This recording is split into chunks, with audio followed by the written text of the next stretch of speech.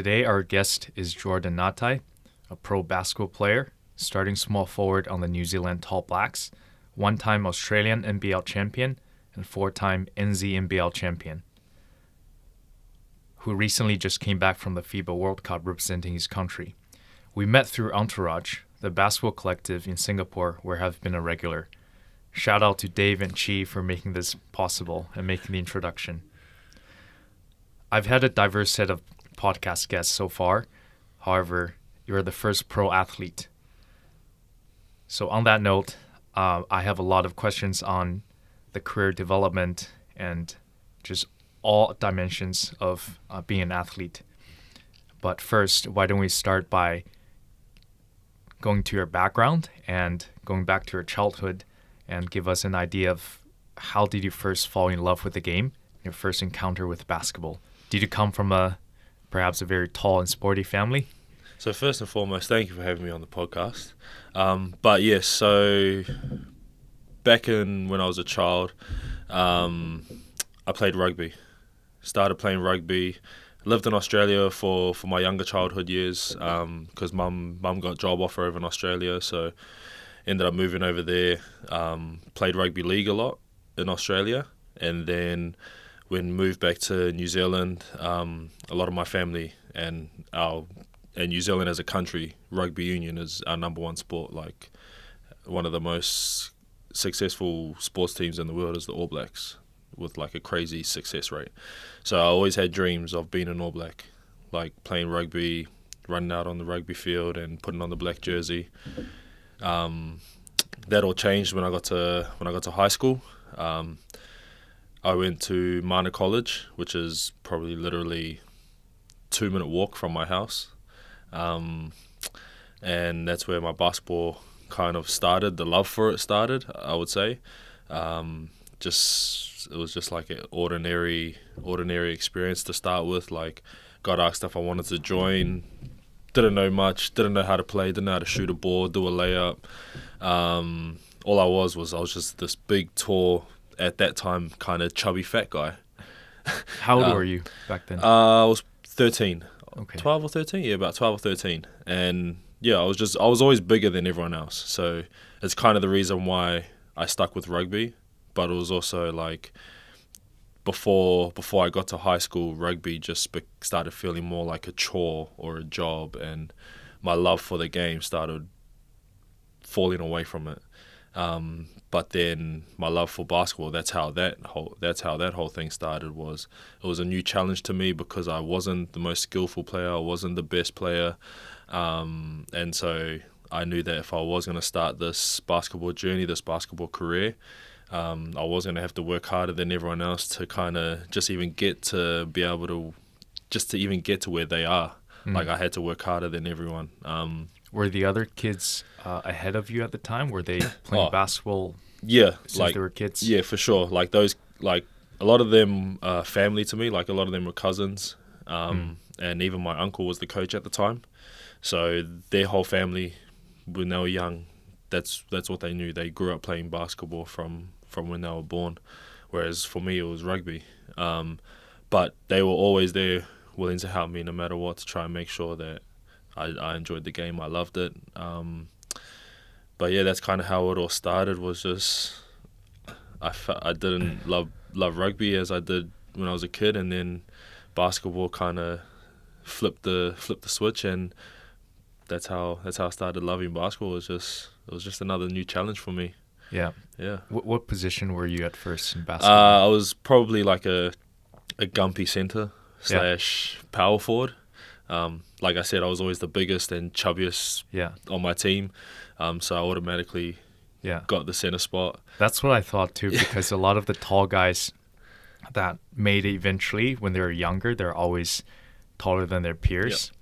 So they were put into 4 and 5 positions, and they never got a chance to master the guard skills, which would have helped them later on, because that's what they needed to play at the pro level, but not the center skills. I think you can pick it up later, right? Yeah, for sure. I mean, it didn't help that I also couldn't dribble a ball either, so I probably wouldn't have been the best of guards. But I started off at the center position.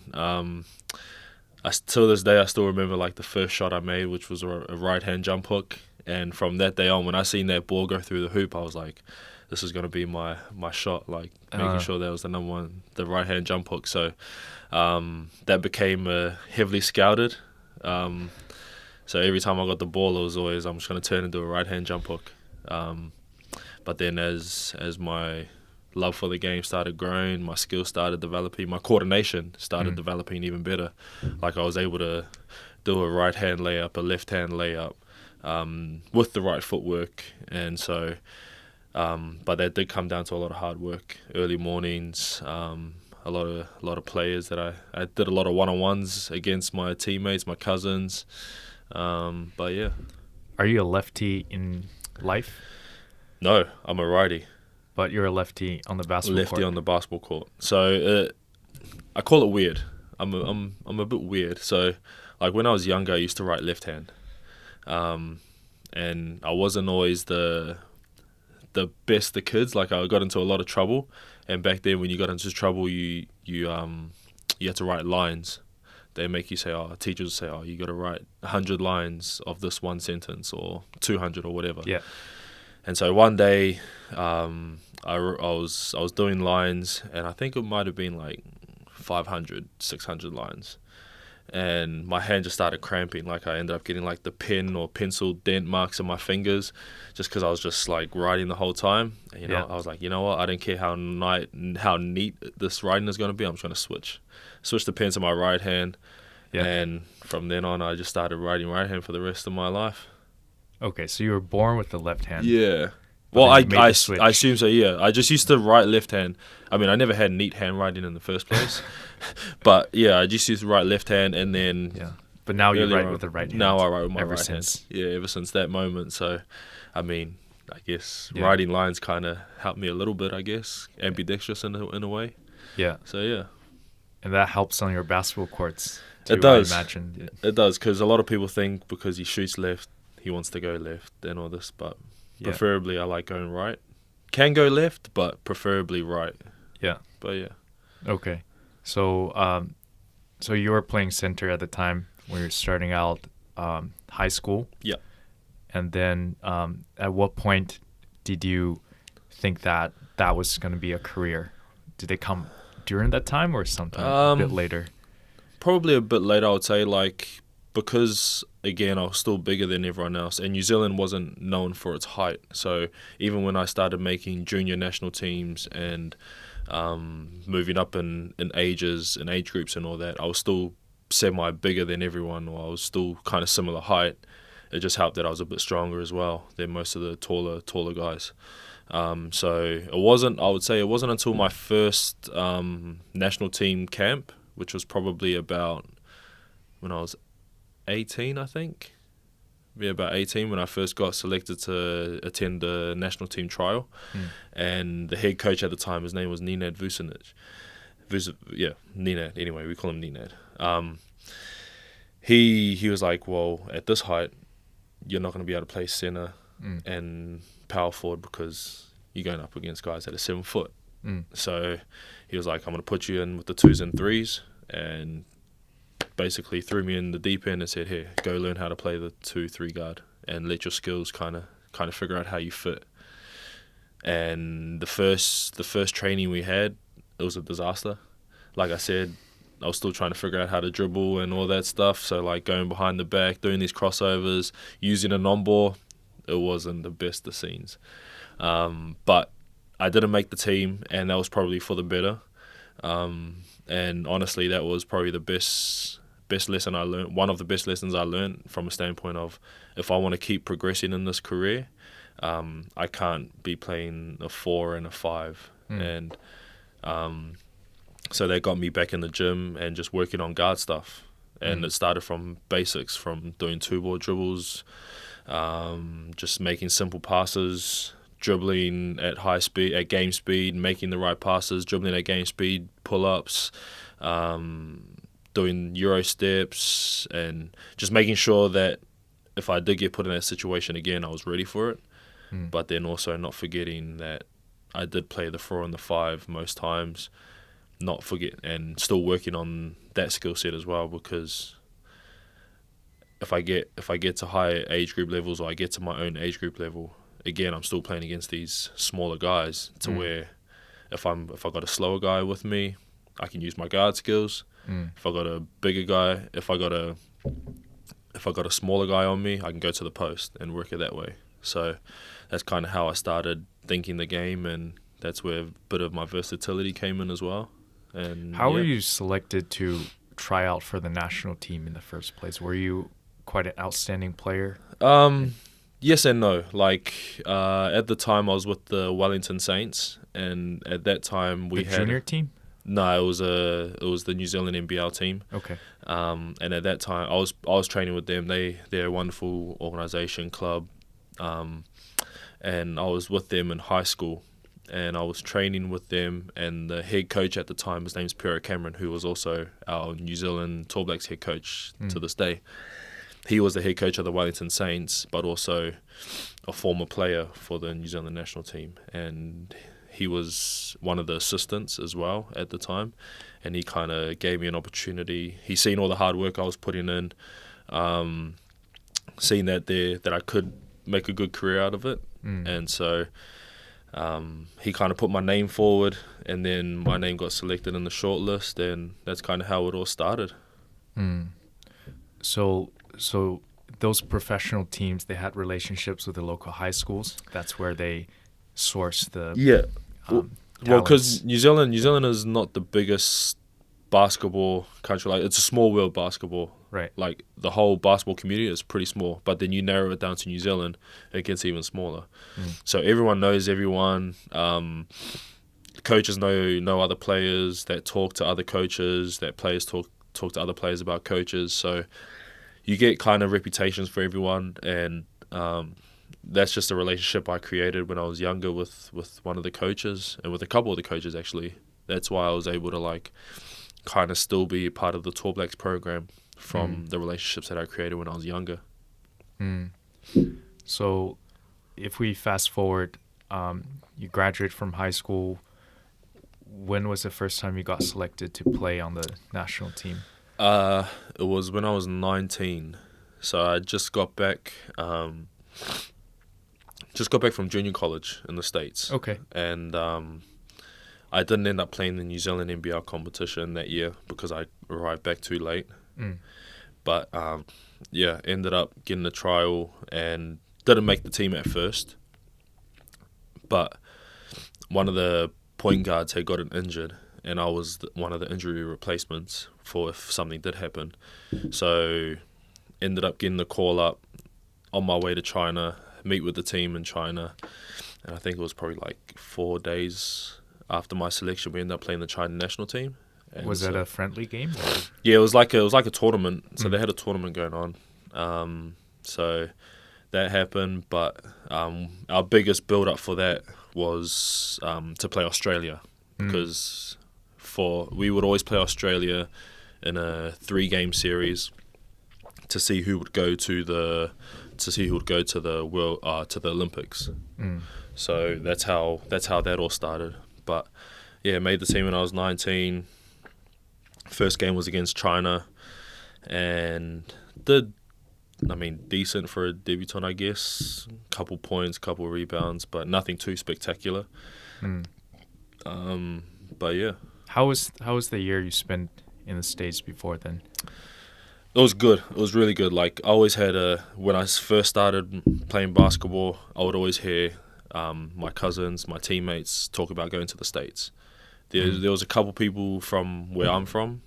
They've been to the States as well, and they would have good compliments about it and all that. So it was always something I wanted to do. And then on top of that, it was just to get a free education as well. Right. And so ended up going to Sierra College my first year, which was a junior college in Sacramento. And then my second year I went to BYU Hawaii, which was a Division II school, pretty high for a Division II as well, like pretty good rank. How did you get these basketball scholarship opportunities from overseas? Did they come to recruit, or did you hear it from, as you said, from your cousins, right? Yeah. But why these specific schools?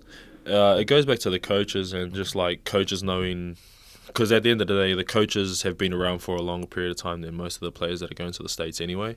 So they've built relationships from when they were probably past players, and they have a good reputation with the coaches that are overseas. Or to this day, it's easier now because you can just chuck a video on Instagram or YouTube or something, and coaches will just be looking at that and they see that.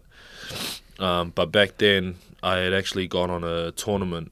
We had a tournament in Hawaii, and it was against BYU Hawaii. It was hosted. They were hosting the tournament at that time. And so I didn't know nothing about BYU Hawaii. Just the fact that we were playing in Hawaii, that was the only thing I knew. But we ended up playing Chaminade College, and had a good game against them. I think it was like 20-something and 11 or something like that. That's when they noticed you. And yeah. So I was playing the 4 at the time as well. Oh. Yeah. So I was playing the 4 at the time. But yeah, ended up having a good game against them. Straight after the game, the assistant coach of BYU Hawaii, he had come down to me after the game and said, "Oh, we want to have a meeting with you and your coaches just to see what to get your thoughts on if you wanted to get a scholarship here." So the next day we go and have a meeting, and we just got chatting. I didn't commit or anything on that day because I wasn't with my family. I wanted to go back and make a decision with them, and he was like, "Yeah, fair enough. Like, take a month or so to figure out what you want to do." But that's kind of how I got my shot, was just actually going over there and having eyes on me playing a game. Whereas it's different experience. Like now, back in New Zealand at this time right now, it's New Zealand high school secondary nationals. So it's all the best schools in New Zealand attending this one tournament. And now they have coaches from the States. Like they have some of them like University of Miami, St. Mary's, all big-time schools come to New Zealand to watch this tournament. And so it was different times at different places compared to when I was there. It was like I had to go to them, whereas now they're coming here because it's more accessible in a way. Yeah, basketball has definitely become more global these days. But back then, when you first stepped foot on the U.S. soil in the gym, did you feel any culture shock, but more specifically the way they taught you or trained you versus back home in New Zealand? I feel like it was a bit of a culture shock because it is a lot of up and down. Like they play at a very fast pace.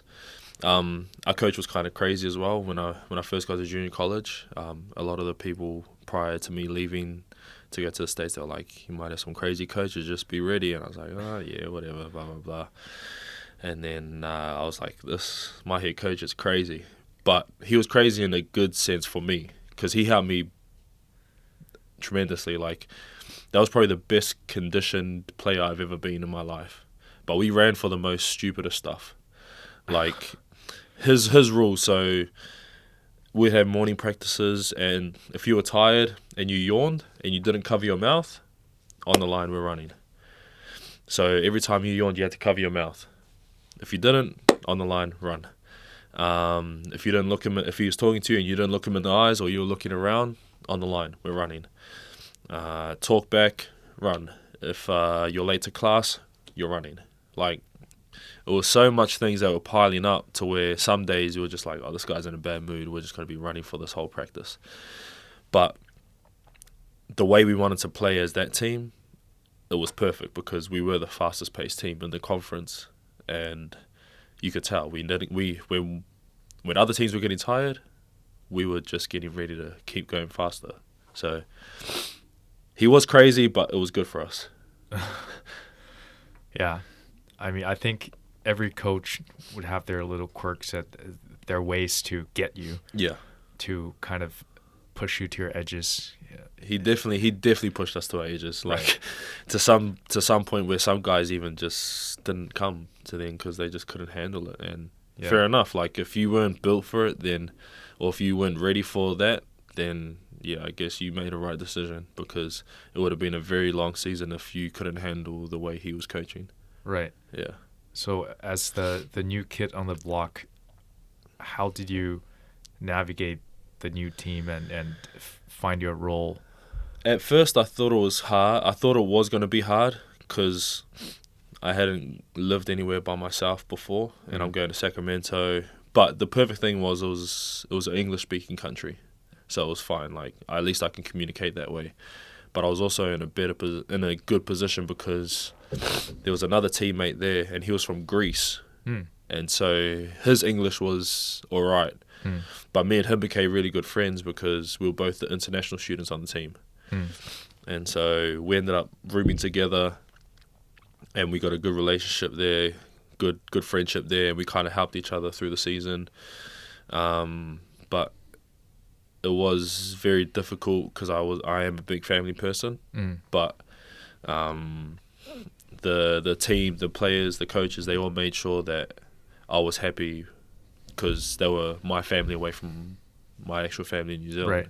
Like for Christmas, they would invite us over. Like we had players that would invite us over to their house to make it feel like family orientated, family Christmases and all that. So, no, it was awesome. It was a good transition because I had good teammates and good coaches. How about the second year at BYU? I think BYU is even easier because it is a Polynesian culture, and New Zealand is a Polynesian country as well. We are Māori people. I do have family over there as well, so that kind of made it even easier. So yeah, I don't think BYU was that hard to adjust to compared to Sacramento, where I didn't know a lot of people in Sacramento. Whereas, and plus you think about flights. So from New Zealand to Hawaii, it's an 8-hour flight. If you go from New Zealand to LA, I think it's like 12 hours. So yeah, it was still better. I mean, it was only a 4-hour difference, but Hawaii was definitely an easier transition. Yeah, because I even more so because I experienced that year at Sacramento as well. Right. Because I had like dipped my toes into American basketball in a way. Yeah. Were you recruited by BYU Hawaii Yeah. at the time? Yeah, and so even when I was at Sacramento at my junior college, they kind of helped me out. Like BYU Hawaii, like the assistant at BYU Hawaii helped me out when I was at junior college. Like, he would always be texting and talking, just making sure that I'm doing what I need to do to get better, not only on the court but off the court to get my grades and all that. So at the time, what position were you? I played 4. Still 4. Yeah, still 4. But just because our team at BYU Hawaii, we were so heavily guard stacked, we didn't have a lot of forwards. So I was still playing the 4, but working out as a 3 or a guard. When I was at Sierra College in Sacramento, I was strictly a 4. So yeah. What are the responsibilities for a 4 on a team like that? Guard heavy, fast paced. Yeah. So with with my team in Sacramento, I was probably one of the vocal points from a standpoint of like we had our point guard, and our point guard was about 6'4", 6'5". He was he was like close to a triple double, averaging a triple double in a sense. So he ended up going to Eastern Washington, and then so me and him were about the same height, but me and him were kind of like the vocal points of like the game, on like who's going to have a good game type thing. But I think my role in that team was just to be a dominant player on the block, be tough, physical, be a post presence when needed. Both ends of the floor. Yeah, both ends of the floor. Like I still played against bigger guys, taller guys. Yeah. But I felt like I was stronger than most of them anyway. So that was good to see.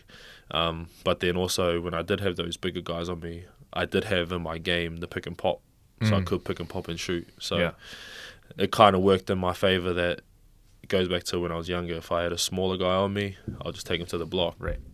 Have a bigger guy on me, I'll probably be sitting mostly on balls and handoffs and just getting ready for pick and pop situations. So that's kind of how I looked at it. And then if we did go the small lineup, I was usually the biggest guy. So I ended up playing the center sometimes. And yeah. When I played in high school for Canadian high school team, I was also 4, but my role were purely being a a blue collar player Yep. doing the screens, the dirty work, rebounds, box out, taking the charge. I'll be so proud after taking 2 charges in the game, and I feel that's my role fulfilled. Yeah. Yeah. But see, like, when we did this one drill at Sacramento where to start the practice off, like after you've done your warm-up, your stretching and all that, we'd do this drill to start basically every practice. So it was you're on the court by yourself, one guy at the wing, and he'll just go from his wing, and you'll be in the charge circle. You have to step out of the charge circle and take a charge. But the guy running, he'll just run full speed at you, knock you over. If the guy running just do a like little light jog and just like kind of tap you and you fall over, coach say, "Nah, get up, run through him like you're about to tackle him," type thing. So you're still playing rugby. Yeah. So in essence, that was I don't think I've taken a charge to this day to where someone's hit me and I've fallen over. Yeah. So when I got there, my first time doing this drill, and he wouldn't make everyone do it, but it'll be like he wouldn't want the same guys doing the drill every single day. So there'll be he'll probably let about 6 or 7 guys go. And the first time that I did it, the guy was running at me, and I stepped out, tried to take it, and the first time the guy was kind of small, and he just goes like that, and he falls over. The second time he goes and he runs at me, and I just kind of like stumble back, and the coach's like, "You gotta fall." Like I was like, "Coach, I just can't fall. Like I don't know what it is." And so he's like, "Here, I don't care. Stand your stance. Like try it. Just absorb the hit and just fall." I was like, "All right." Because if you don't fall, that's not a usually. Yeah, it's not. They won't usually call it. It'll just be like a no call. So the third time, the guy runs at me full speed and he just like hits me. I get kind of winded, but like I was just like, okay, I'm just gonna fall over, and I just do this like lazy flop type fall over. And then once you've done the charge, you have to get up. He'll roll the ball out. You have to get up, dive on the loose ball. Wow. And then the other coach will be there, and he'll be having you with a pad, like the soft pads. Yeah. And so after you dive on the ball, pick it up, and you got to try and score. And this coach is just pushing you all around, like no matter what. And you got to try and score the layup. Yeah. While he's doing all this to you, he'll be holding you, pushing you. And then once you've scored your layup, you just take a full court sprint and then you're done. Oh. And that will be the start of the practice. So that was like one of my first encounters, and I was like, what have I got myself into type thing. Yeah. But it did prepare me mentally to be tough, and also physically. Like you said, you were the blue collar person, the dirty guy, the one that takes charges, rebounds, do all the stuff that no one wanted to do. Right. And all the things that fans don't usually notice, right? Yeah. And our coach was different. He wanted everyone to see us do that. So if we weren't doing that, if we didn't dive on a loose ball, if we didn't take a charge when it was there, when the opportunity arose, then he would get on us harder than us actually getting a layup or us just getting a steal. Because if you can create your 12 players to be blue-collar workers but still have the talent and the skills to do the other stuff, then you've got a pretty great player. And that's how he kind of recruited to get his players to higher colleges, in a sense. So yeah, that was massive. Yeah, a lot of it's mental, right? Like running down the court, chasing down the defense. Yeah. So that was during college. Yeah, that was during the college, my year at Sacramento, and then BYU. We never did any of that stuff that we did at Sacramento at BYU Hawaii. So Hawaii was a lot of fitness and well structured type things, but yeah. And how were the records when you played it in NCAA? I think the year at BYU Hawaii, we didn't have a good year there. We did have a bit of injuries. Like we played University of Hawaii, and our starting 4-man had, in a preseason game, our starting 4-man tore his MCL and ACL the very first game, the whole season. So he was out for the season. He was done. So then I ended up getting moved to the starting 4 spot. And then in our conference, we were actually solid. Like we were actually doing pretty good. But then we didn't make the tournament.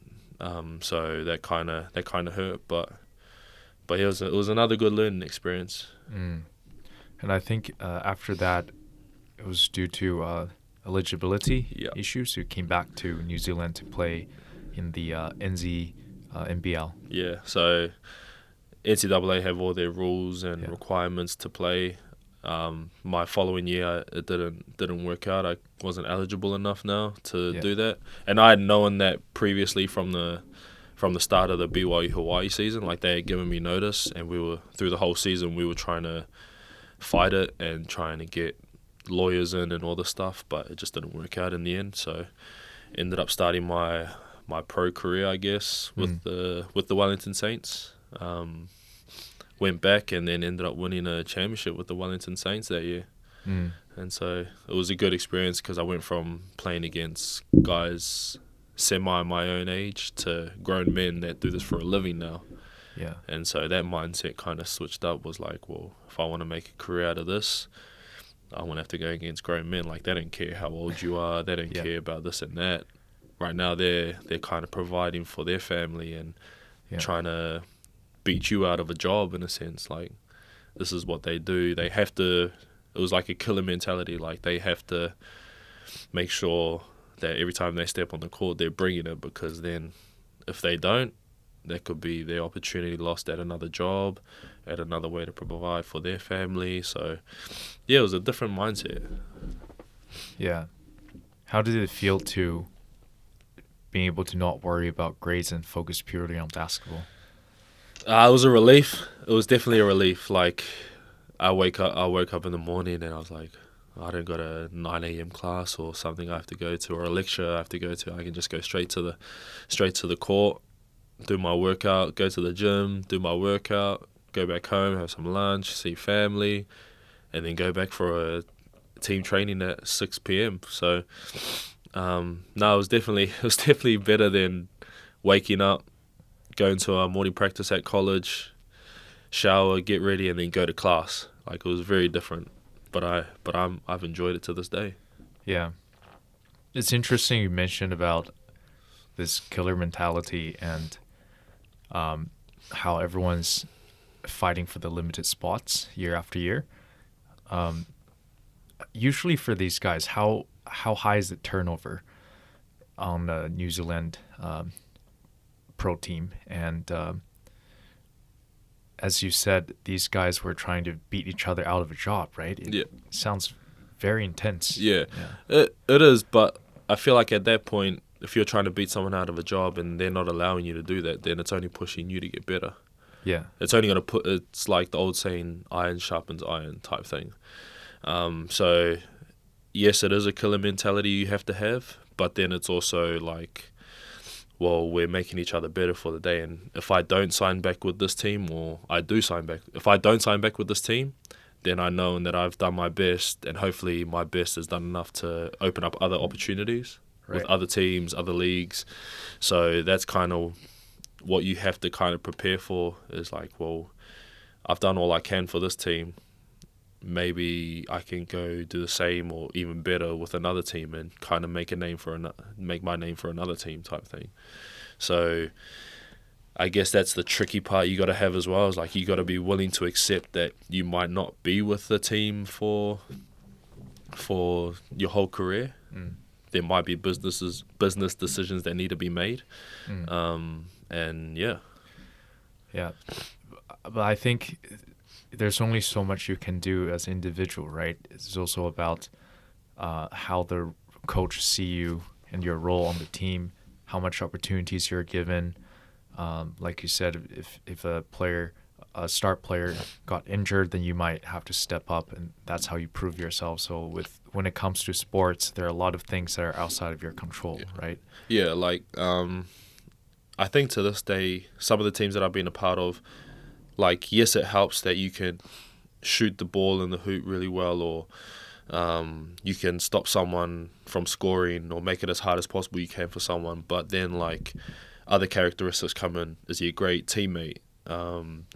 Is he a great locker room guy? Is he a good person to promote the team's brand? Like, those are the other things that the front office have to deal with. The coach, he kind of deals with all aspects, like, is he coachable? Is he a smart IQ player? Can he pick up on things quick? Is he versatile? Can I put him in this spot, this position? So there's, from a coach's standpoint, yes, you got to worry about the on-court, but then you also got to figure out, well, how is he in the locker room? Is he a cancer in the locker room, or is he a great leader to help a young team progress and get even better? Is he good at developing his other players? Is he good as a leader to almost allow other coaches to be coached by him, type thing? So I think those are a lot of things that teams look at, not just only, he can shoot the ball, so let's put him in, or he can score the ball really well, he can stop a guy. I don't think that's everything that a organization looks for. I think some of the ones that I've been a part of, they actually would look at your characteristics more than your skills itself.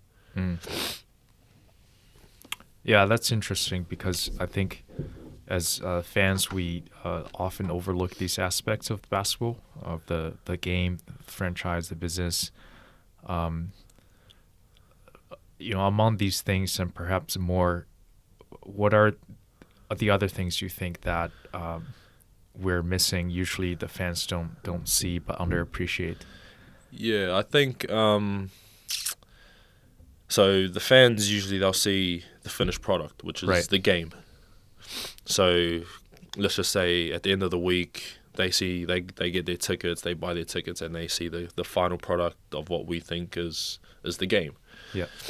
But that's not really it. Like, we've done all the build up from Monday to prepare for a game on Saturday. Yeah. But yes, we've done our team trainings, our weights, our massages, our physios, but they don't see I feel like they kind of miss the inside of, like, well, on top of our team trainings, we're waking up 2 hours earlier to go get an individual workout to better our skills. We put in extra shots after training. We're stretching, or we're doing yoga classes to make sure our body's right, or we're missing time to spend with our families to make sure that we get all this extra work in to help make that finished product, which is the game, the best game possible for not only the fans but also for our careers as well, because basketball is a business, and it's a result-based business as well. If you're losing and you're doing all this extra work, then fans just think, they're not doing anything behind the scenes, like they're just going out partying, blah, blah, blah. But that might not be the case. It might not just have been our day, or the team environment wasn't what it is, or structure around it. Yeah. Every team has a different dynamic. 100%. Different routines. Yeah.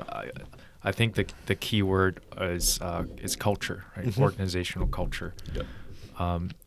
From all the teams you've played through high school, college, professional, national level, what do you think makes a great team from the culture standpoint? Like, who set the tone, and what are the characteristics that makes a successful? I've been really fortunate, like, honestly, in my career, I've been really fortunate to have some high character guys that are real players that you would want to build a team around because of their characteristics, also because of their skill level and all that, but their characteristics on what they bring to an organization, how they lead. So my first year with the Breakers, one of our leaders was Mika Vakona, New Zealand legend, icon in the basketball world, even in the basketball world and international. He was probably a guy that if you were to start you would want to start your organization with, because the way he led and the way he played, that was the breeding stone for your culture. Like, he was the guy that led by example. He wouldn't say something and not do it. He would always put his best foot forward, give it everything he has. And at the end of the day, if you didn't win the game, you know that he's done everything he can to make sure that you're in the best position too. And he was by far the best captain that I've been, the best captain that I've had. And I think that's what's made my experience even better, because it wasn't only I got to experience this for the New Zealand Breakers my first year, but also the Tall Blacks. The national teams, yeah.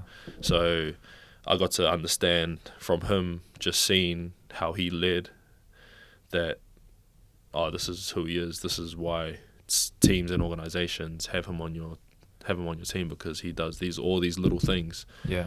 Like, you would think a guy like him, if we're going to one of our games, he would just get off the bus and go to the locker room.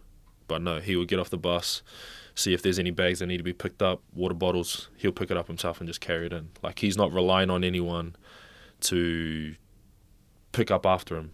He's almost a guy that he's a grown man, but he also knows what needs to be done. He's always there with a helping hand.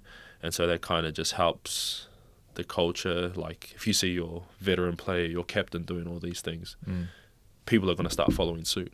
They're going to help him out, and helping him out is only going to help the team out. So that's kind of how I learned as well, which was actually pretty fortunate. And then I've kind of tried to carry it on with other teams I've been with, other organizations that I've been with, and yeah.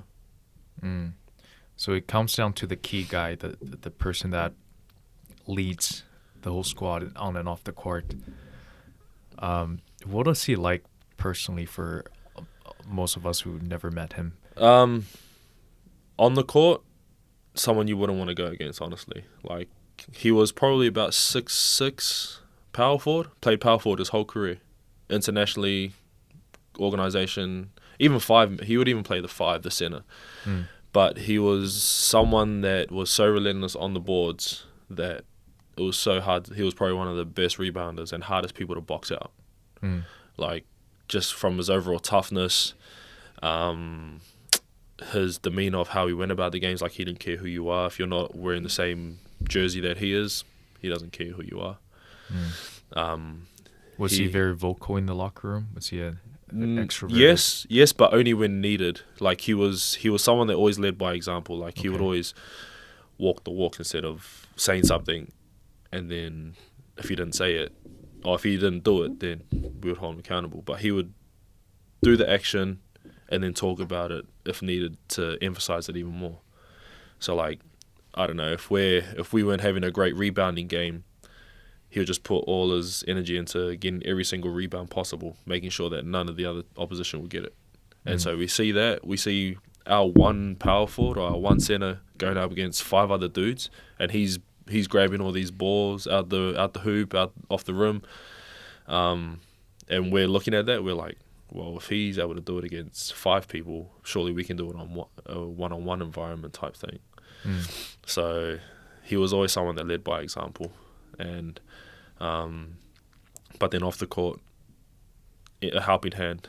If you needed help with anything and he could provide it, he would do it. Like, I don't know, if you needed to get into a gym, or you needed someone's contact to get something or whatever. If you needed a ride anywhere, yep, come on, I got you. Like, I can do this. It's easy. Like, he was the most unselfish person. So it goes kind of hand in hand, his leadership on the court and also off the court, his characters, his relationship with the teammates, right? I think for a leader, a key criteria is how do you make the people around you better versions of themselves. And you can only go so far by leading by example.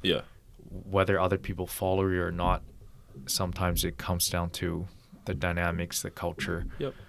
And if you didn't follow him and you led in other ways, then by all means you could do that. Like, you didn't have to, if he goes this way, you have to go this way because he's doing it. Like, no, like, yes, he's going this way because that's how he leads, that's how he is. But if you want to be more vocal, but making it constructive and informative and making sure that you're not just yelling things to say things, then by all means you can go that way as well. There's not just one way to lead. There's other ways to lead. Like, it was just that he was so great at leading by example that his talk, he didn't really have to do it because everyone could just see him doing it. Whereas, like, I've had vocal leaders that have been great, like, they with what they say, with how they say it, how they communicate different situations, or how they communicate to different people. That is honestly a skill, because the way I communicate to you, say, I can't communicate to to a Dave or a James or any of my other teammates or whatever. I have to find out, how do I get my message across to you, but how do I get my message across to everyone else that's different? So how did these leaders, or if you even put yourself in the position, how do you deal with let's say non-compliant teammates, or those who have egos in the locker rooms? I would say probably the worst thing is to kind of keep feeding that ego. Like, you kind of have to give them a reality check soon enough. Like, I know some coaches that if you did have that ego and you thought you were this and that as a player, that you would get exposed pretty quick on film. Like, if you I don't know, if you had a game, if we were watching a game film and you think you were this and that, like you were getting every bucket and stopping everyone, but then film doesn't lie. Like, if we sit down and watch film and then you're getting blown by and it's happening on a constant basis, but in your head you think you've done the right thing, you need a reality check, because then you're just kind of being delusional in a sense. But I think that every player is different. You have to approach different situations with different communications. I don't think one method fits all. I think it just really depends on the player that you're trying to communicate with. Has there been any examples on top of your head of fallouts or conflicts? Not necessarily. Like, there was one guy on our team. His name was Damien Icanasio. He was a great leader as well. Amazing. But I remember every time a new import would get put into our team, he would try, their very first training, he would try everything in his power to make sure to get under their skin. Whether it be, I'm just going to make sure that I'm going to be so physical with him that he's going to get annoyed, and if it comes to it, he's going to be physical with me, he's going to push me, punch me, whatever. But he was trying to mentally get under you to make sure that when we get into one of those games with another team, an opposition, that you'll be ready for it. That, because a lot of imports that come to New Zealand or Australia, referees, they target you pretty easily, because they'll either put you in foul trouble, or they'll let you get bumped or pushed around a lot more than most. So his whole thing was, he wants to make it as physical and as mentally tough for you as possible, so that when you do get put in those situations, you can handle it in a game situation and it wouldn't take you off your game. Which was pretty smart to think, because I would never ever think of that. But for him to do that in your very first practice, and to know that you're getting put in the fire straight away, it's only going to help you for when a game situation comes around. It's only just going to help you even better, because you've been through it in practice with your teammate. With a teammate that you think has got your back, which he does. He always had your back no matter what. But he was preparing you for the worst, to only make sure that you performed at your best at that time. Right. So, yeah. I don't know if there was any... I can't remember exactly specific situations, specific players, but he was one guy that I kind of learned a lot from, to help prepare other players, other teammates. So now, like, looking back as a vet, to your early days. Yeah, that sounds weird. Well, what changed? What would you have done differently, or what do you have learned now that you didn't know before? About basketball, about just how to take care of yourself in general as an athlete. Yeah, I think because I've had some pretty decent injuries in a short amount of time lately. Yeah, so okay. Like last year I had micro tears in my plantar fascia. That kind of stopped me from getting other opportunities to play overseas. Before that I had fractured my foot, and now I've got a screw in it, so that kind of helped. That was probably one of the worst times of my career, because that was the longest I've ever missed a game, ever missed basketball without playing. And that was a dark time because I always had previously, if I did get injured, it was only going to be for like 2 weeks or 3 weeks or so, and then I'm back on the court. But I was out for about 8 months without playing. Yeah. About 7 months, I would say. And I had nothing else to kind of vent or let my off-court problems out. Like, I couldn't go shoot a ball, or I couldn't get up and go to the gym. Like, that was probably one of the tougher times, but I'm only better for it now because I know what to expect. When I fast forward and I did have the plantar fascia, I knew how to handle it.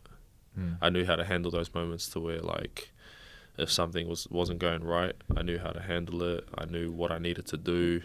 And then that kind of switched my mind to, how do I switch my workouts out? Like, how do I read up or get more information on how do I make my body feel better, whether it is a lot more yoga or Pilates or stuff like that. So I've definitely incorporated a lot more yoga and Pilates in my workouts now to kind of help my body out.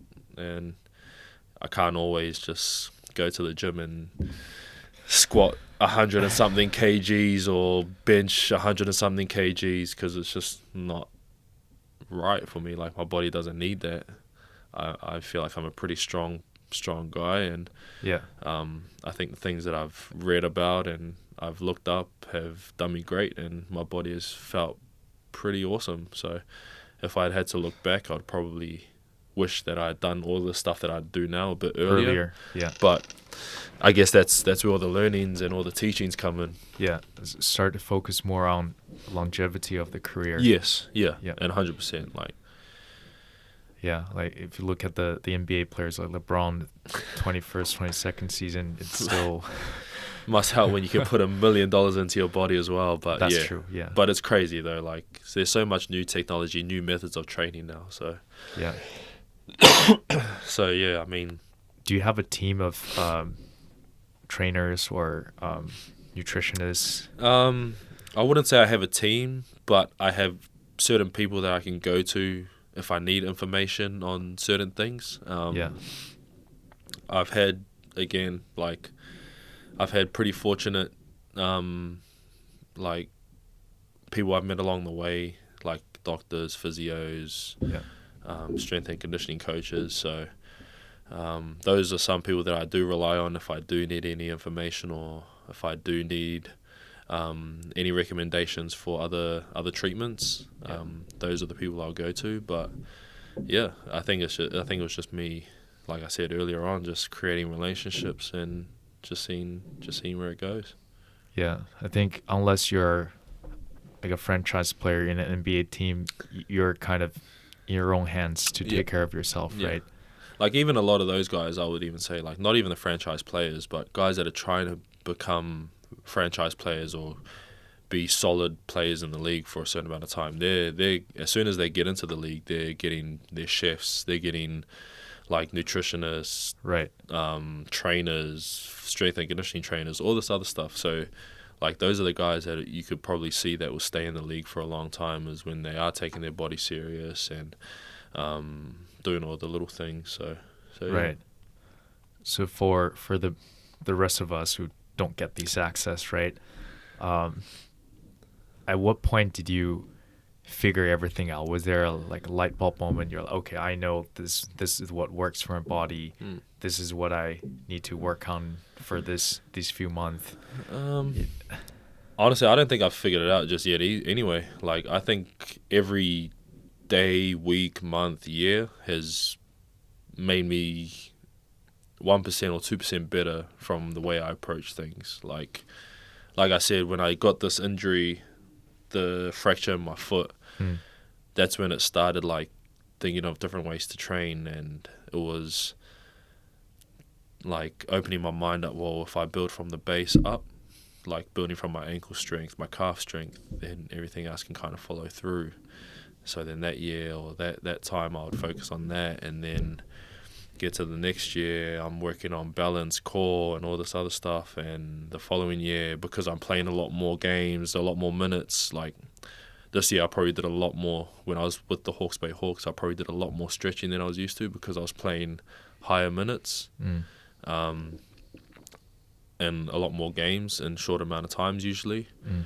Doing every training and all that, I was doing a lot more stretching and a lot more recovery than actually going to the gym, chucking on a bunch of weights and building strength. Whereas this one, I was just like, I was doing all the ice baths, the stretching, the rollouts, the saunas and all that. I was doing a lot more of that. So I think I've just kind of switched up my mindset depending on what is required or what I've done in each team each season.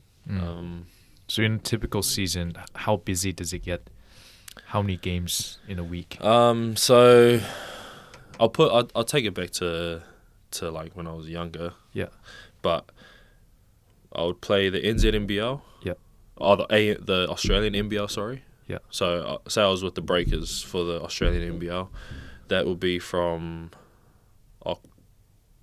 October to about March. So about 6 months roughly. And March would only be if you made the playoffs, like if you went all the way into the playoffs. February, the last week of February was like your cut-off from the regular season. But it would say about 6 months, that one season would be.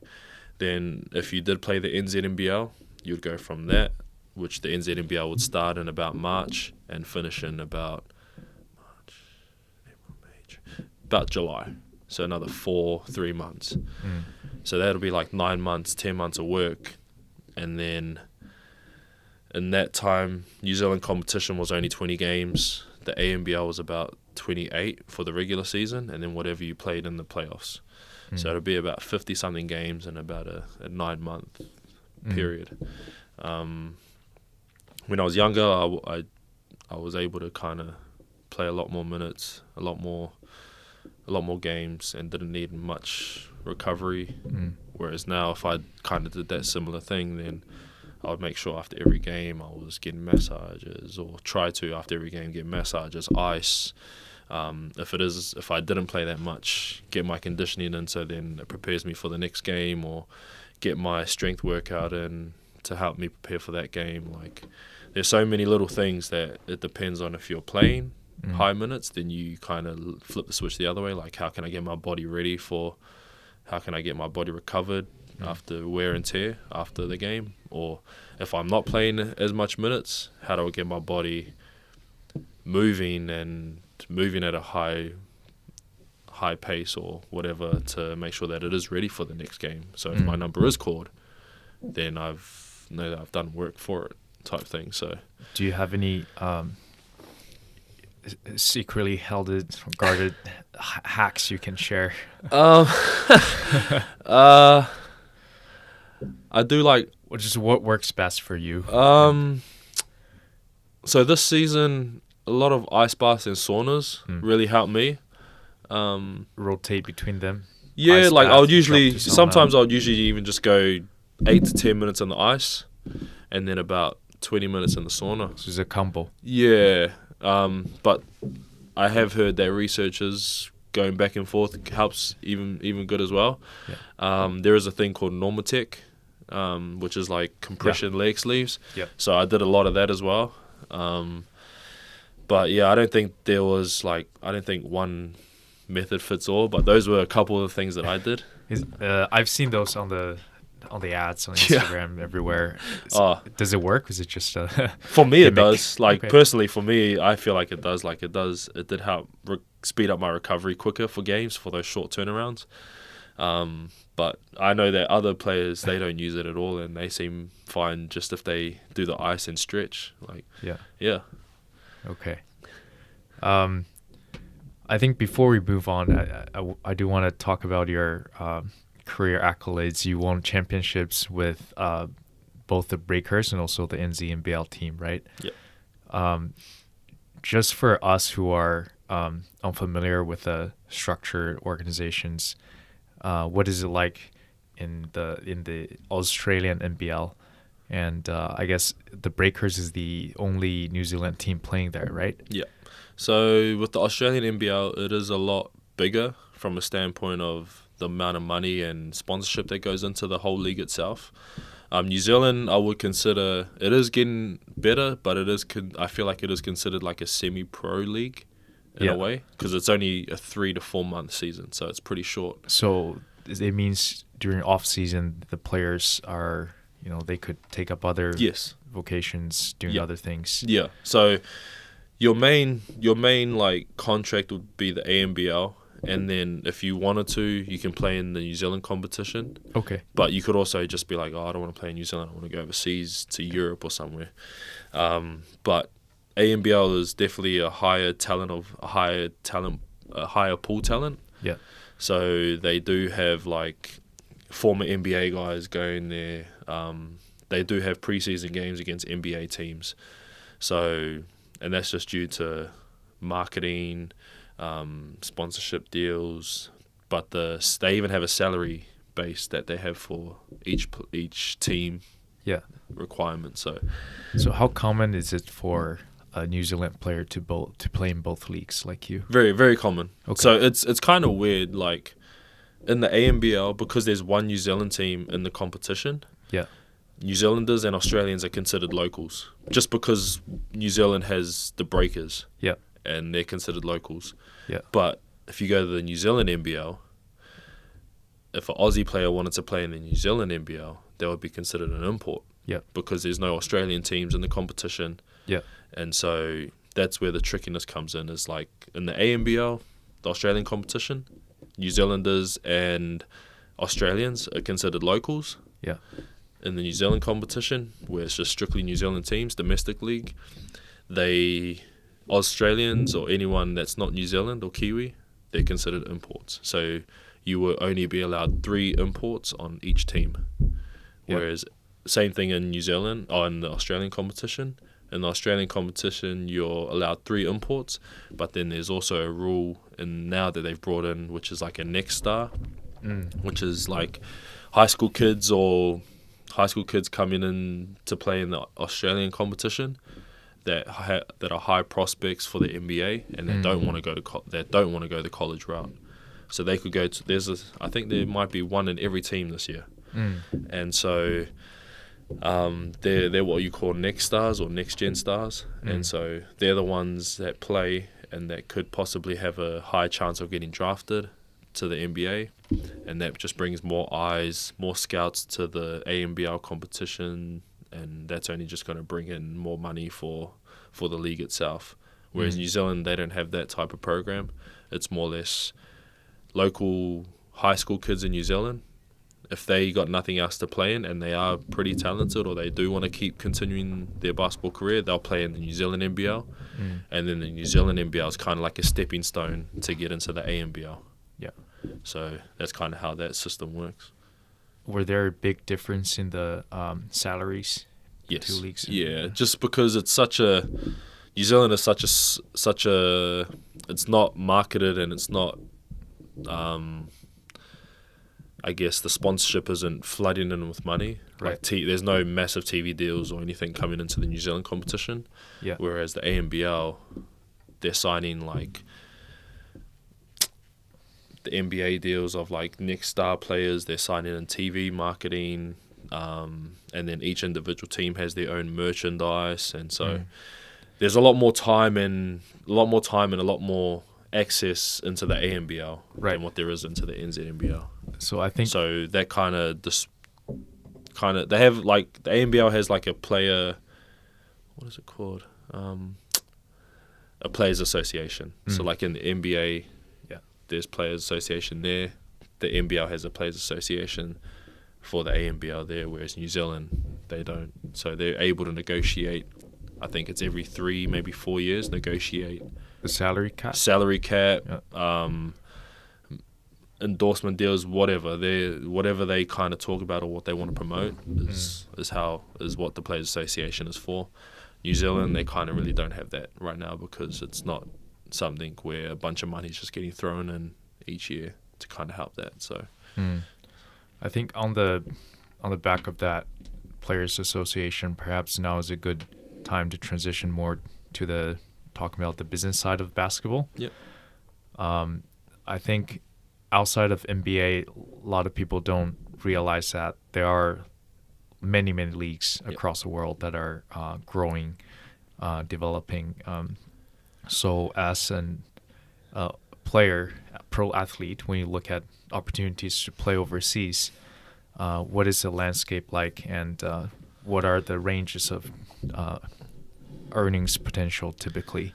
So, like you said, there is a lot of leagues out in the world there. Like basketball is a worldwide sport, and I think it kind of depends on what continent I guess you go to. Like Asia is pretty well paid. Like China is massive because China, they love basketball there. It's pretty huge. And so on average, how much do you think? Oh, I don't know. Some players probably range between, like probably the star players, a couple mil. Okay. Europe is probably the I think it's ACB, which is the Spanish competition. Those guys are on big money as well because that's where a lot of the high talent comes out and a lot of great players go to if they can't make the NBA. EuroLeague is massive. Like that's probably the second best competition, and then I would say probably the ANBL is like the third. Australia. Yeah. But I would say the Australian competition, you wouldn't get paid as big as you would in Europe or Asia. But the eyes that are on the ANBL, because of the NBA and because of the next stars and the high school talents that are coming and the preseason games that they do have in the NBA, if you want to get noticed, I would say going to the ANBL could be the best bet for you. If you are a kid that's just finished this college in the States and you don't want to go to a European country to where you're trying to figure out English or trying to figure out the translations, Australia is a great transition for first-timers coming out of college and your first-time gig. Like, it's a summertime league. Easy transition, like everyone speaks English. It's kind of similar style, very up and down pace, to where if you get put in Europe into a country where you have no idea about, they don't speak English, you're there by yourself, you're there trying to understand like you might have a crazy coach. He could be yelling at you in a foreign language, you don't know what he's saying, but then if that doesn't go well, it could just ruin your mental, and then you might want to leave halfway through or even when you start. And so there's a lot of factors that you want to get in, but if you're mentally built for transitioning like that, then Europe is probably your place to go. If you fit the skill set, you're mentally better going in that situation, then Europe is your go. But if you find that it might be a bit harder and your goal is to get to the NBA, and you want to take a chance and take a pay cut and I don't know, whatever, then possibly Australia could be your way to go from a standpoint of like easy country to get along with. Australia, New Zealand, whatever. Everyone speaks English, summertime league. I'm playing 28 games or 30 plus games. Like that could be very ideal for someone, for a college kid. For a decision like that, how much is it driven by the player and how much is it the agent? I think it's probably a lot to do with the player. Like the agent could probably come to him and be like, oh, here, we've got 2 deals in Europe and it's this country, or we've got the Australian competition. And he'll give him the best possible situations. Like he would say, this has got more money, or this has got a better role for you. This fits your playing style. This will make you shine in these moments. Or they might say, well, this one is NBA scouts, or scouts are looking at this league because it's rising pretty quick at a high rapid pace. You're more or less taking an opportunity more than an actual money maker. And so the player would kind of probably weigh that up and be like, well, if my end goal is NBA or whatever, and I'm not prepared to go to Europe and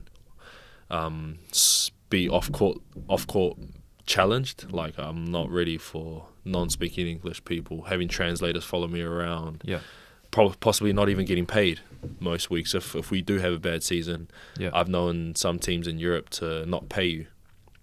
Wow. And so you'd have to fight all that if you aren't having a greater season. So is that a breach of the contract though? Oh, for sure. For sure. I think some guys, like when I was younger, I had some veterans that had played in Europe, and I won't say specific countries or specific players, but they've played in Europe and they've gone to FIBA with a lawsuit saying that this team hasn't paid me, and it's taken them 5 to 8 years to get their money that they were owed.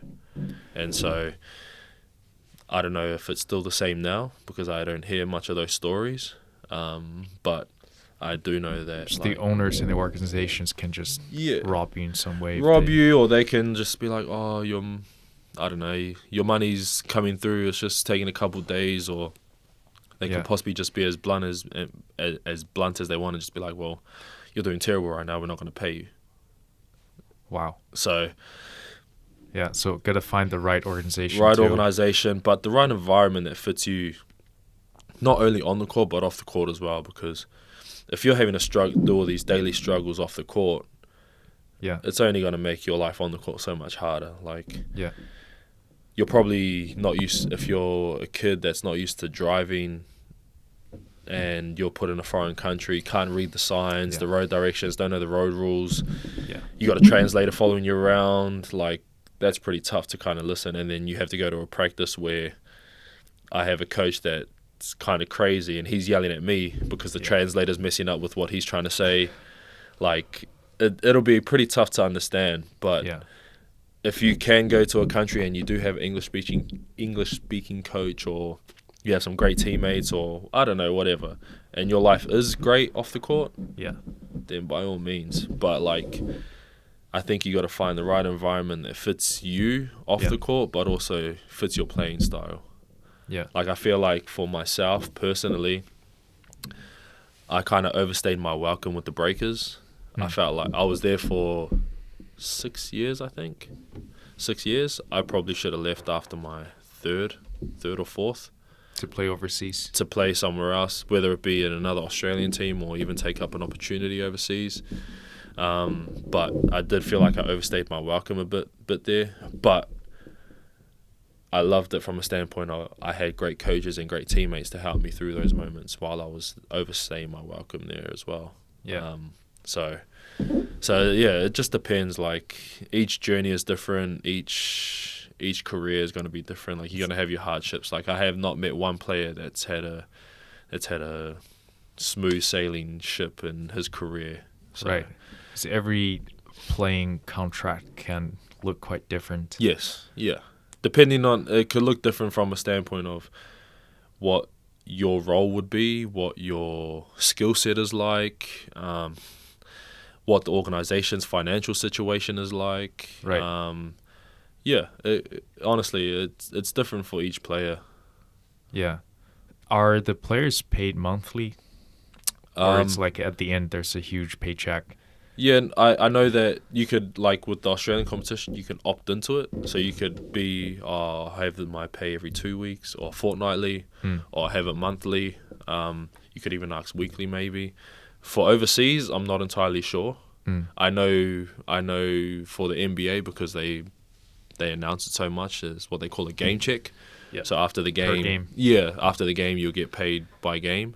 I think I seen a TikTok, completely different sport, but I seen a TikTok about an NFL player that put his game check online and explained. He said it wasn't like, he said you can go on Google and you can look at my salary and look what I make, but he was like, oh, this is to purely understand about taxes in the States, what I get from the amount that it says to the amount that I end up with, and it goes by the taxes, all this other stuff. Right.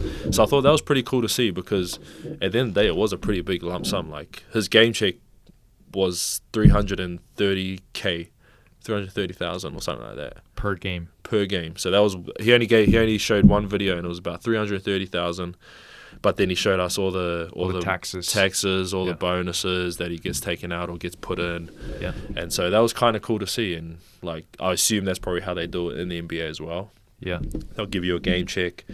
They'll have your amount, and then they'll have all the taxes or probably your fines or whatever they take out. So yeah. Yeah, the taxes in the U.S. is quite hefty, but I guess playing overseas, that you mentioned previously, it's sometimes the team will take care of the taxes. So all the whatever stayed in the contract, that's net of taxes. That's just what you take home, right? Yeah, so specifically Europe. I can't speak for any other Asian countries or that. But whatever you sign for in Europe is what you get. Like the team will pay your taxes or whatever. Again, it could be different for some other teams. Like some teams might be like, well, you got to sort out your taxes type thing. But from the things that I've heard from past players is that what you sign for is what you get. Same, I want to say Japan as well is the same. I'm pretty sure Japan is the same as well. Don't quote me on that, but if I remember correctly, I think Japan is like whatever you sign for is what you get type thing. So yeah. How involved are the owners? The management, the day-to-day coaching. Yeah, I think owners are different in their own sense of depending on the team and how. Like my first year with the Breakers, and I think for about 4 of those years, I had a family called the Blackwells, and they were amazing. They were so family orientated. That's how they ran the club. The organization was everyone's one big family. If you need anything, we're here for you. They had during those seasons, those 4 years or so. They owned the team previously, but I'm just specifically talking about the 4 years that I was there when they were there. They made sure that you were looked after really well. Like they would invite you around for barbecues, have family gatherings. Like Liz, who was the Liz Blackwell, she would make sure that if they had imports like American wives, if they would follow their partners over, that she would kind of help guide the partners and have like a little girls group or wife or girlfriends group. Paul he was the head honcho. He would like make sure everything's running smoothly, but making sure that like, I don't know, he'll come to some trainings and he wouldn't get himself involved in basketball whatsoever, but he'll just come up to some of the players and be like, oh hey, blah, blah, blah. How you going, like how's everything, how's the family, like he wouldn't necessarily, I wouldn't say care, but he wouldn't necessarily get involved in the basketball side. He would get involved more so like asking how you are as a person, how's your family, like he would want to know more about that side of things. And so I thought that was amazing. Like not every owner's like that. Not every owner's like that. Like you could possibly get a owner that's like, oh, how's the team going, what do we need to change, what do we need to do with this and that, and they want to fully immerse themselves into the team, into the basketball side of things. But the Blackwells were amazing. Like they were perfect for what I liked. Do the teammates know what each other's contract terms are like, how much they're making? Nah, I don't think so. Like the teams that I've been a part of, we didn't. You don't discuss that? Nah, we just discussed we'd usually just discuss like how long you're here for, because in the Australian competition, the most amount of years you could sign for was 3 years. 3 years at a time. You can sign 1, 2, or 3. But say I signed a 3-year deal. I'm in my second year. I'm in my second year of a contract. I could sign a 2-year extension or a 1-year extension. So then I've still got like another 2 years or something.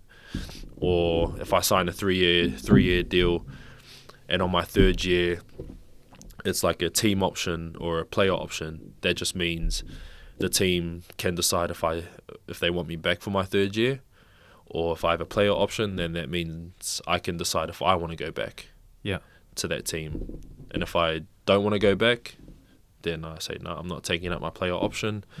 I'll go into free agency, or the team can say, well, we're not going to pick up your team option. We'll put you into free agency.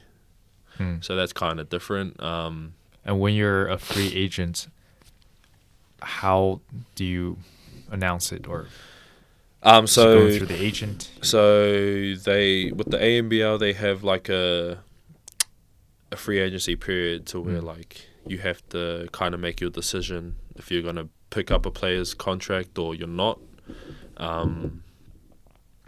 Then by this date they'll become a free agent, and they'll just have a list. And on this date, these are the free agents on the list. But during the season, any time during the season, I'm pretty sure, or there might be a date during the season, I don't know, but I know that. So say I'm playing with the New Zealand Breakers. Yeah. They can come to me and be like, oh, here, we're going to extend you for this contract. So I'm on my last year of my contract. I can re-sign with that team for another 2-3 years or another 1 year. But I can only do that with that team. If I'm playing for the Breakers and a Melbourne team comes to me and be like, we want to sign you through this year, you can't do that. Like, you can only re-sign for a team that you're with through any time of the year.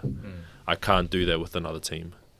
So if I don't end up signing with the Breakers and they come to me and want to resign me, I'm like, oh no, I don't want to. And I end up finishing the season. I have to wait till free agency period. And then once that free agency period starts, that's when other teams can approach me and be like, oh, we want to sign you for this or that. But you have to wait. The only team you don't have to wait for is the team you're currently with to sign an extension or whatever. What about on the other side, playing for national teams? Are there compensations, bonuses? Nah, we're honestly nothing at all really. Like with it's more out of everyone's patriotism to play. Pretty much, like we do it because we love our country type thing. It's more representing our country, but also the name on the back of the jersey. Yeah, like for me, that's why I kind of play, is because I get to represent my country at a high level. Yeah, but I also get to put my jersey on that has my family name on the back of it. Yeah, and I get to make them proud. I guess that's more of an honor thing. Yeah, and a pride thing than an actual salary or money type basis than anything, because with the national team we don't get contracts and say, oh, we're going to sign this contract and play for the national team for this amount of years. Right. We just we go through a process of like, well, we'll get put in a selection pool and only say there's, I don't know, the coaches make a selection pool of 100 players and not all 100 players are obviously going to make the team, but for each different tournament or different FIBA window game, they'll probably pick from those 100 players and say they pick 20 of those players and they'll be like, well, who's available or who makes themselves available for that? They'll select from that. Yeah. But usually when it comes to like a big event like the FIBA World Cup or the Olympics or I don't know, the other big tournaments, we'll usually have a selection camp and we'll go through that process where they'll pick maybe 25 to 30 players, will all attend the camp, and then they'll do a selection process from that. So, and just a side question, I guess. I was reading the autobiography of Steven Adams leading to this interview. Yeah. Have you played with him?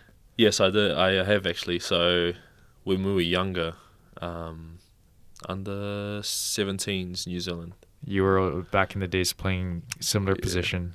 Yeah, so he was the 5 man and I was the 4. So on the same team. Yeah, on the same team. For the national team, yeah. For the junior nationals, for one of the junior national teams. So we were under 17s playing against Australia.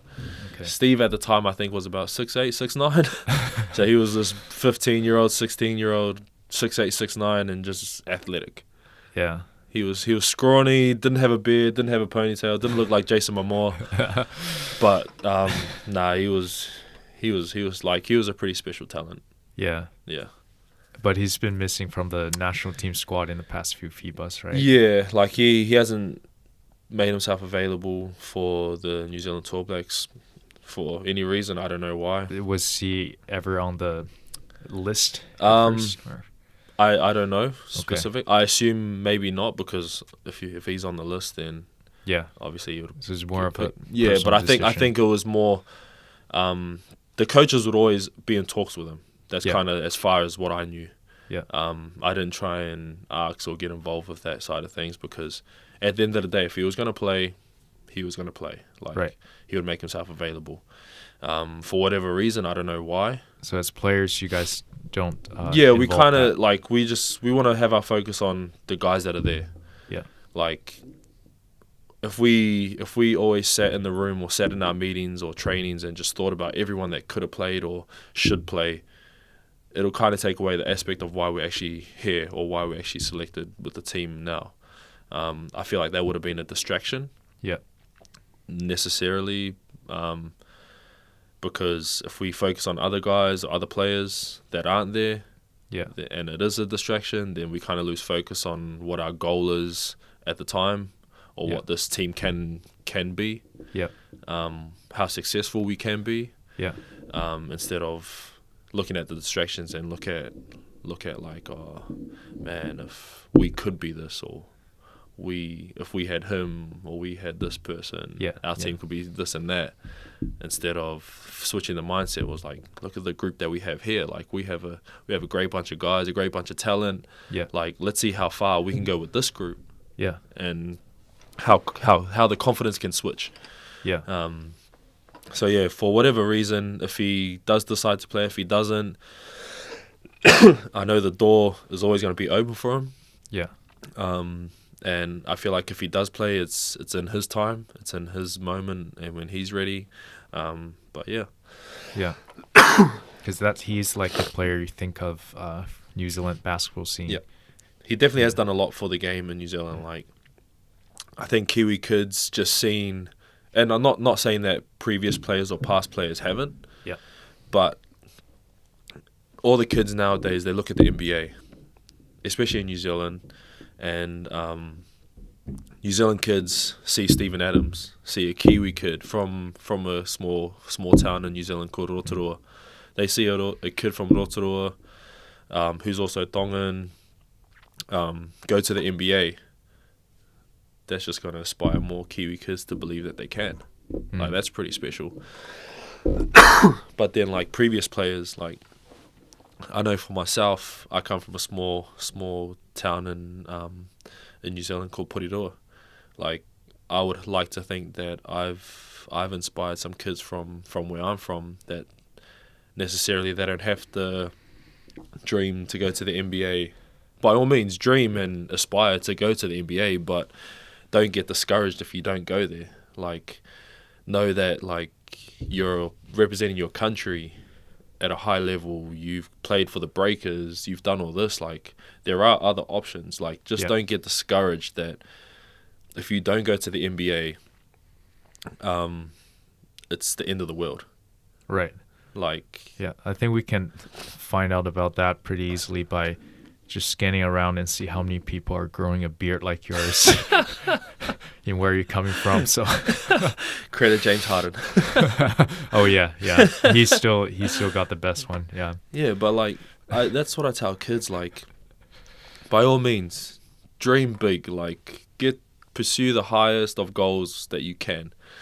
But if you don't get there, then don't feel like it's the end of the world. Yeah. Like, there's so much more opportunities along the way, like along your process of getting to the NBA. Yeah. You could have gone to Europe or played in the ANBL for 20 plus years, and you could have had the best career in the ANBL. You could have been one of the best players in the ANBL, but the fact that you've dreamt that you're going to be in the NBA, and each year through those 20 years you've tried to work as hard as you can, it's only helped your career so much in the ANBL that you become a legend, or you've gone to Europe and you've made success and money and fame and the status in Europe, that you've created all these relationships. Like, just don't think that if you don't get to where you've dreamt or you've set your goal at, that it's the end of the world and you're a failure, you're this and that. Like, NBA is just one of the markers of success out there. 100%. Like, I dreamt of the NBA when I was young. Like, as soon as I started playing basketball, before I could even like shoot a ball or dribble with my right hand or like run and dribble at the same time, like, I was like, no, I'm going to the NBA. Like, I had in my head I was going to the NBA. Yeah. Who was your role model back then? Did you have a favorite team or player? My favorite player of all time is Michael Jordan. At the time, I did like I would watch a lot of YouTube mixtapes, and one of my good friends / cousins, him and his brother, they would always watch YouTube mixtapes, and they kind of got me onto one of these mixtapes was Hakeem Olajuwon. And because at the time I didn't know how to dribble that well, and I was a post player, he was one of the post players I would watch. And so, like, seeing him baseline spin, that was something I incorporated and I would work on rigorously to try and make sure that I get. And so there was Hakeem Olajuwon. Obviously, you watch your Michael Jordans just flying through there, dunking. Larry Bird was another one. He was good. But then, like, I'm watching guys like Manu Ginobili. Yeah. Like, he was a lefty that, for some reason, made the Eurostep so famous, and the way he just played with the ultimate creativity was amazing. Yeah. Like, it was perfect to see. It was beautiful basketball. Yeah, but like, then, like, guys like him and like Steve Nash, all the guys might not have the best athleticism, but are still playing out there, competing at the highest level, right? Yeah. Yeah. Like I said, like,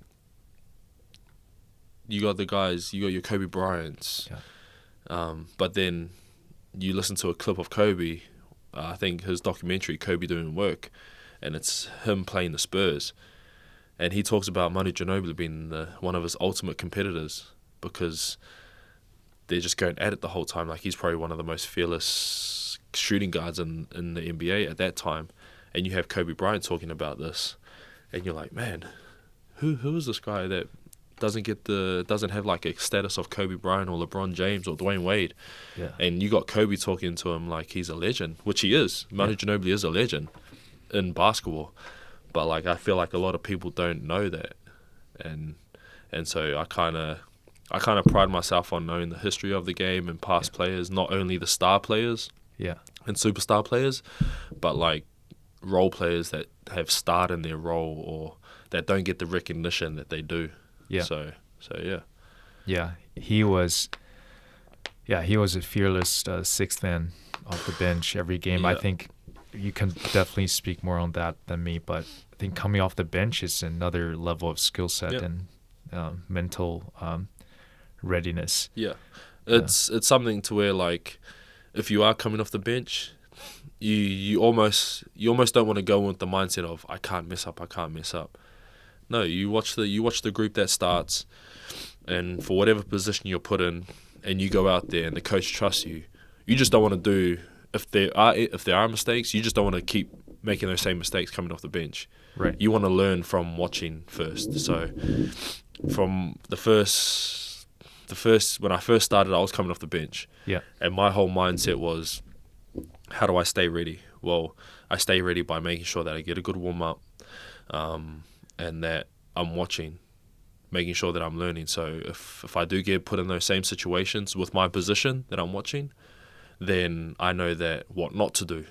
Right. Instead of going into the game, getting put in the game, and I get put in those situations, and I'm doing the exact same mess-ups, or I'm messing up just as bad as what the starting group was or the starting person was. I just try to prepare myself to where I was mentally switched on, then more physically. Because if I was mentally switched on, then I knew that I was getting put in good positions. I was making the right reads, making the right decisions. Right. Because I think that the challenges that come with coming off the bench is if you're a starter, you have the game plan. You know what to expect when you step foot on the court. Score is 0-0. You know who you're guarding. You know the defense, the offense, the playbooks. But as a bench player, you might get subbed in when you're down by 10 points. Yep. Down by 15, you're starting in the foul trouble, right? Different situations, you might have to adjust. Yep. Yeah. And you gotta also understand that, like, there's a famous quote. Everyone, like, I think Mike Tyson said this. Everyone's got a plan until they get punched in the face. So yeah, we might have a game plan or a scout, but then if that starting group can't really fulfill that, and then you're one of the guys that the coach trusts to be like, well, here, we're going to put you in, this is the new plan we're going to set, and you got to try and execute it. Now you become the starting group because the coach has started a new scheme, a new plan, and now you have to try and do your best to fulfill that. And so from now on, the roles are switched. Now he's taking the starting group out, or he's taking a couple of starting groups out. Yeah. you got to almost be mentally switched on and ready to kind of fulfill that plan that he has, because the first plan didn't work, plan A didn't work, so now you're put in as plan B. Yeah. How can I do it to the best of my ability? That's what you got to figure out. But then you also just got to go out there and try not to think too much. Like, at the end of the day, basketball is a game. If you go out there trying to overthink every single move, every single thing, I feel like you're going to be focused too much on not messing up instead of just playing the game of basketball. Like, basketball is an instinctive game. You have to let your instincts take over and almost just have a natural feel to it. And right. So that's kind of where my learnings as a player kind of kick in as well, because I feel like at times I would overthink a lot, whereas I wouldn't let the natural feelings or the natural instincts take over.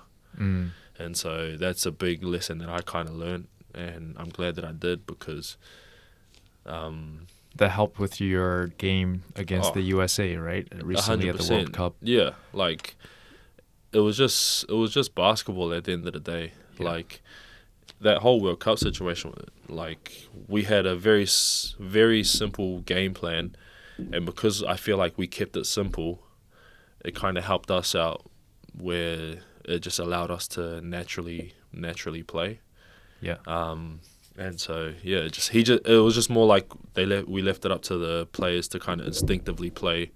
And yes, we do have guidelines, or we do have a plan. Yeah. But let's put our players in the best situation possible. Yeah. To succeed in this plan, and also kind of have the game of basketball just take over, and let it just play. Yeah. I think on that note, perhaps we can wrap up with one last question on you, bring back to you personally. When you look ahead on what remains in your career and even the next chapter, a lot of the players they go into coaching, they go into, if you're in the U.S., sports media, commentator. Where do you see yourself in the next 5-10 years, even outside of basketball? Yeah, it's something I've been thinking about a lot more now. Like, now that I'm on the other end of 30 now, people always ask, well, how long do you think you'll be playing basketball for? And honestly, like, I don't think I could give a specific time frame, but my one thing is I don't want the game to retire me, which means I don't want it to be because of injury that I've had to leave this game that I love. I want it to be on my own terms. I want to be like, all right, even if I don't play that much minutes, or I do end up playing minutes, I just want it to be where, like, I've given the game all I have, or I've given the game what I can, and I want to step away, and I want to move on from basketball. Not necessarily move on from it, but move on it from a playing aspect. So as for time frames, 5-10 years, I couldn't tell you. But I think when I am said and done with the game, once I do walk away from it, I do want to take a certain amount of time off and just be away from basketball, from a standpoint of I've missed out. I probably would have missed out on a lot of opportunities with my family. And so I do have a younger daughter right now. And so if I do look at that 5-10 years down the track, she's probably going to be 8 to 10 years old when I do look at retiring. How do I look at that from, like, all the time that I've missed prior to that? I do want to just take some time to be a father again, to whether it's one child or 2, 3. And that could be just as simple as waking up every day and taking them to school. Like, that's something I'll probably take for granted now that I'm playing, but I know that it is a special moment, me waking up and dropping my child off at school, and even if it is for that 5 to 20 minute period, like, that'll be something I cherish pretty well. Would you want them to play basketball? Honestly, I don't know. Like, I would want them to do, if they put the ball in their hand, then, and that's what they want to do, by all means. I don't want them to look at me and think, oh, because my dad played basketball, I have to play basketball. I don't want that. I want them to be freely willing to be like, I want to play basketball because I see my dad and he made it look fun and he enjoyed it and he had a great life. That's why I want them to pick it up, not because, oh, my dad played basketball, so I have to play. Yeah. I want it to be the opposite. And so, man, I don't even mind if they say, hey, I want to play volleyball, I want to play soccer, or they say, oh, I don't want to play basketball at all, or I don't want to play any sport at all. I want to be a business owner, or I want to do this. I'm always going to support them with any of my children, but I just want it to be their decision, not me dictating what they have to do. But also knowing that, well, if you do go down whatever route you do, I want you to go 100%. I want you to work hard at it because it's not going to be easy. And if it is the basketball route, I'll be there to guide them, but I don't want them to think like I'm going to...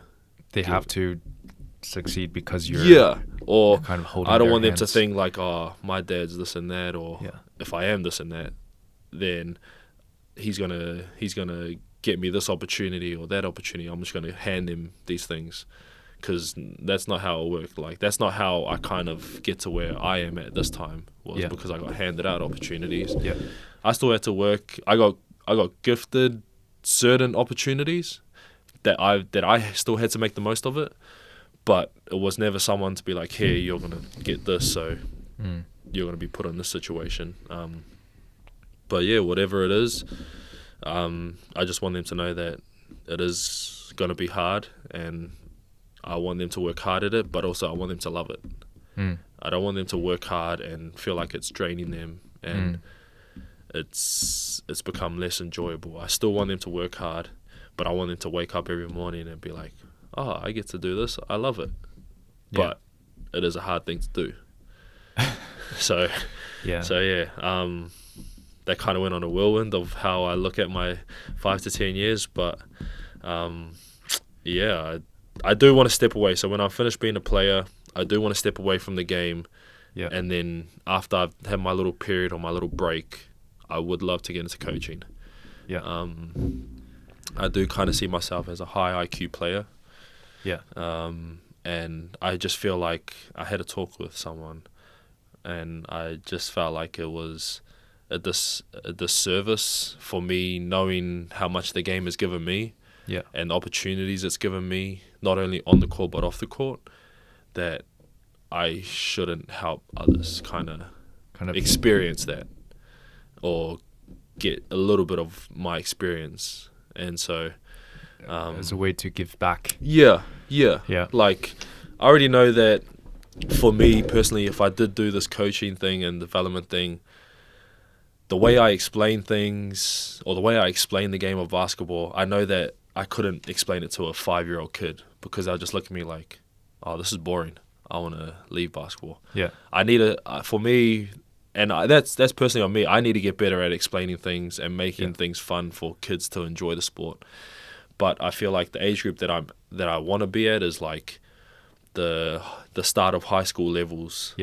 And so where you can play a formative role in their understanding of the sport as a whole, right? 100%. Their character development. 100%. And so I kind of already know the age level, but I also know that it's vital for like 5-year-olds or even younger, or in that middle range, 5 to 8-year-olds. You just got to enjoy the game for them. Like, you just got to love it. Because once you love the game, when you do progress and you do get older, that love of the game should carry you further. More than the actual work itself.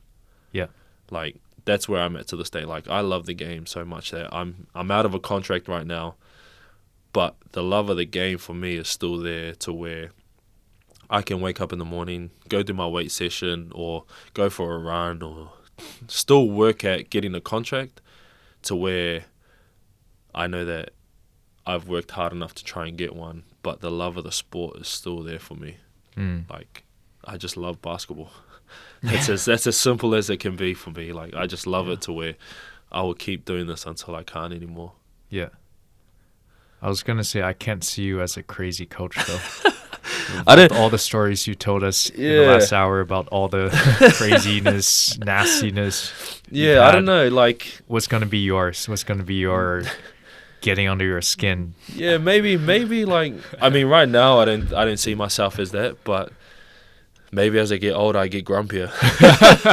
I'd be that stereotypical grumpy old man. I don't know. Like, it's kind of tough, but I don't wish that if I am that grumpy old man, then I am being this crazy kid to high school kids. Like, if you hate teenagers, it's gonna come natural to you. Yeah, nah. I mean, I don't wish that I am like a grumpy old person that just is a crazy coach or considered a crazy coach, but I also don't want to be a walkover as a coach. Also, like I do want to find that even medium to where like I have the respect of my players to where I can have fun, I can be that person that they do rely on, but then also am that coach that holds them accountable. Because accountability in this pro game, in the pro career, is very, very high. Like, you need that. You need accountability at every level of the sport. What does it mean on the day-to-day? Like, not even on day-to-day. Like, we talked earlier about the ego thing. Like, I feel like players grow bigger egos if they're not held accountable earlier on.